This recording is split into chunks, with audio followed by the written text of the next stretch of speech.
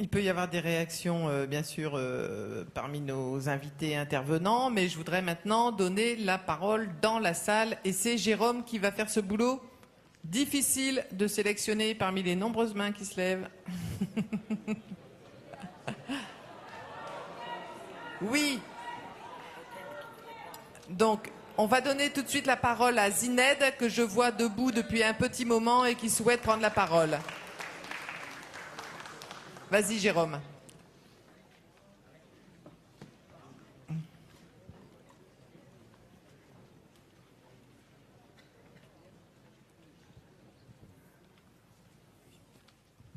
Alors, merci. Je me présente d'abord. Je m'appelle Zineb El Razoui. Je suis militante du mouvement du 20 février au Maroc, un mouvement qui lutte pour une vraie démocratie au Maroc. Je suis cofondatrice du mouvement du Mali, le mouvement alternatif pour les libertés individuelles au Maroc, qui a maintes fois subi la répression du régime.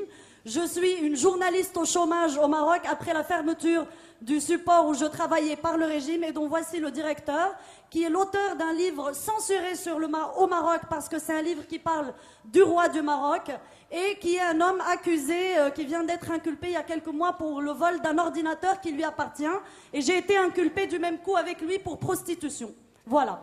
Donc ça, c'est juste pour me présenter. Excusez-moi, je suis très en colère parce que sur ce panel, je vois des personnes de la société civile de différents pays, des gens qui viennent parler de révolution. Sauf pour le Maroc où on a affaire à un conseiller de Mohamed VI qui vient parler de la révolution du Maroc. On a monsieur Driss Yazami qui est le conseiller de Mohamed VI qui est là pour parler de la révolution au Maroc, qui a parlé de choses très littéraire et très généraliste et qui a escamoté réellement ce qui se passe au Maroc. J'aimerais vous répondre point par point. Je ne veux pas être très très longue. Vous avez parlé... Merci de ne pas être très très longue. Oui, je ferai de mon mieux. Vous avez parlé...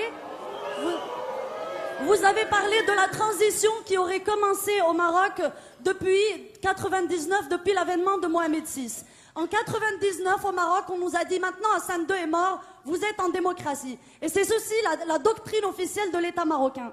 Vous avez parlé de l'instance équité et réconciliation au sein de laquelle vous avez siégé. Le rapport général de cette instance n'a jamais intégralement été rendu public.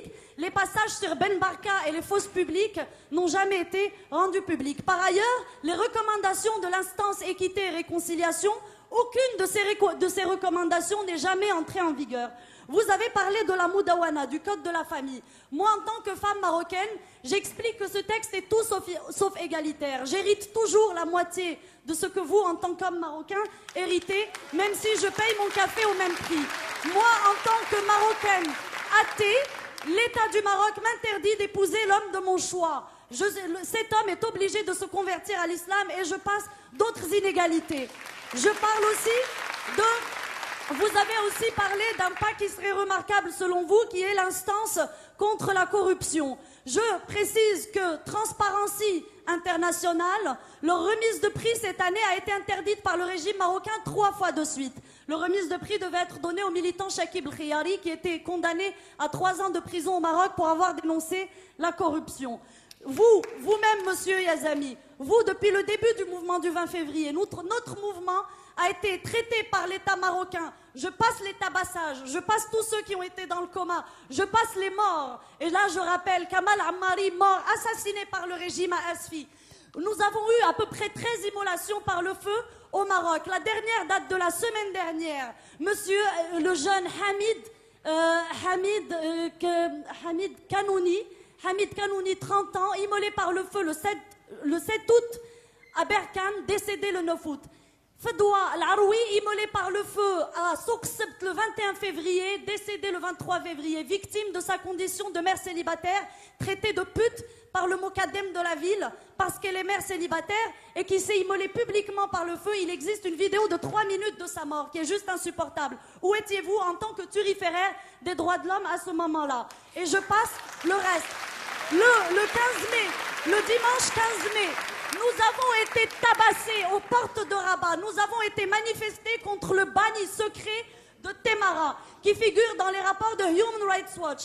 d'Amnesty International, la prison verte de Témara qui est un secret de polichinelle où des centaines ou peut-être des milliers de personnes sont passées avec des témoignages de personnes qui ont été violées par des tessons de bouteilles, des enfants en bas âge. Et là, il y a le fils, comment il s'appelle l'islamiste là? Le fils, enfin vous connaissez son cas, sa mère n'arrête pas de le dénoncer.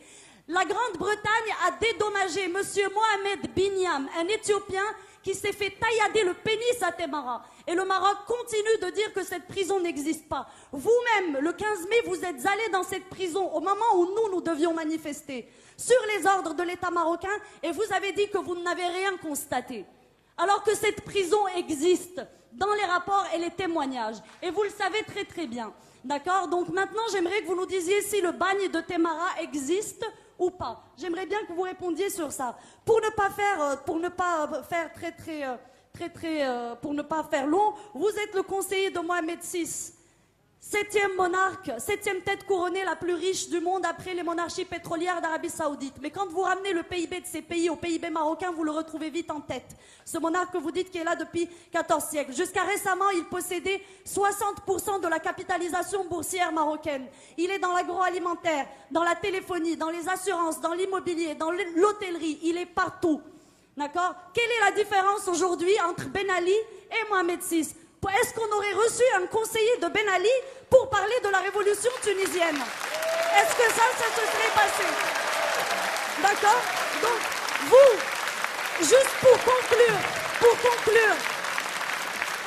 la constitution marocaine est un simulacre. C'est une constitution qui consacre l'islam religion d'État, le droit divin, où il n'y a pas d'égalité homme-femme. Est-ce que vous pouvez conclure, Zineb, Je vais conclure très rapidement. Où il n'y a pas... D'accord? Cette constitution n'a pas été faite par une constituante comme le demandait le peuple marocain. Elle a été faite par 18 personnes, dont vous, qui ont été nommées par le roi, qui n'ont aucune légitimité de représentativité du peuple marocain. C'est une constitution cocotte-minute concoctée en 3 mois dans les arcanes du palais royal. On a eu 10 jours pour la voter, pour la soumettre à référendum. Elle a été votée à 99% de oui, ce qui est un score digne de la Corée du Nord. D'accord? Donc, ne venez pas nous parler de démocratie, monsieur le conseiller du roi. Ok, voilà. Merci Zineb.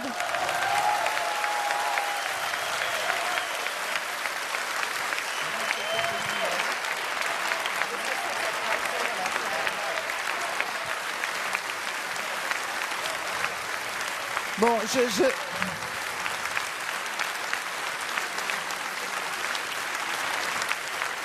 Non mais écoutez, moi j'adore les ambiances chaudes.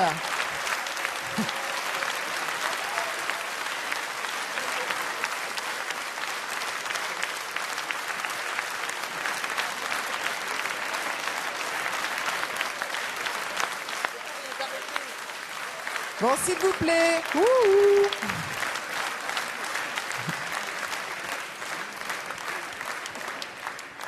Bon voilà, moi j'aime bien les ambiances chaudes et les discours enflammés, mais je me dois, parce que je me dois de vous dire 2 mots sur les raisons pour lesquelles Driss Eliazami est ici invité à ce panel sur les révolutions arabes. Driss Eliazami, il est non seulement le président du Conseil national des droits de l'homme au Maroc, il est également le président de la Fondation euro-méditerranéenne pour les droits de l'homme et c'est une personnalité tout à fait incontournable avec laquelle le groupe des Verts, depuis de très nombreuses années, a mené des combats extrêmement essentiels, très importants, et qui a été toujours aux côtés du groupe des Verts au Parlement européen pour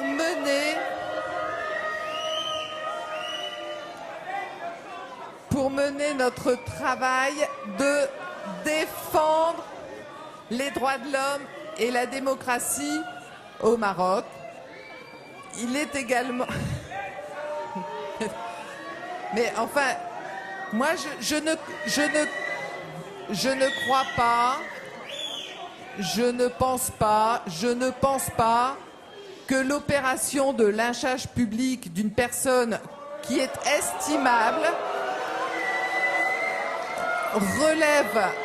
relève d'un débat démocratique et soit une preuve de maturité politique. Alors maintenant, je vais donner la parole à Driss Eliazami, qui va répondre ce qu'il veut d'ailleurs.